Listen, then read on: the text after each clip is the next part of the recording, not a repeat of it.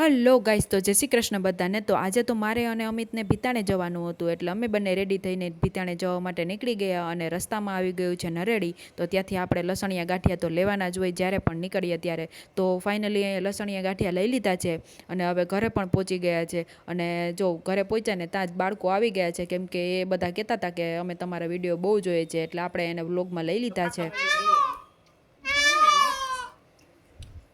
અને સંધ્યાનો ટાઈમ થયો છે એટલે મોર પણ એટલા સરસ બોલે છે.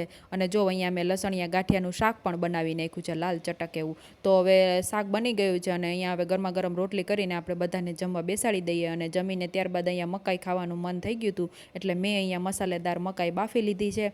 અને ત્યારબાદ બીજા દિવસે અમે શિવ મંદિરે ગયા, કેમ કે અમારા ગામમાં સરસ મજાનું બાજુમાં જ શિવ મંદિર છે, એટલે અહીંયા સરસ મજાના દર્શન કરવા અમે પહોંચી ગયા હતા. અને મેં પણ દર્શન કરી લીધા અને મારા સાસુએ પણ દર્શન કરી લીધા. અને સાથે સાથે ગણપતિ બાપા અને હનુમાન દાદાના પણ દર્શન કરી લીધા. અને એટલામાં જ ઘરે ગયા ને તો અમિત સરસ મજાનું ફ્રૂટ લાવ્યા હતા, એટલે આપણે ફ્રૂટનો નાસ્તો કરી લીધો.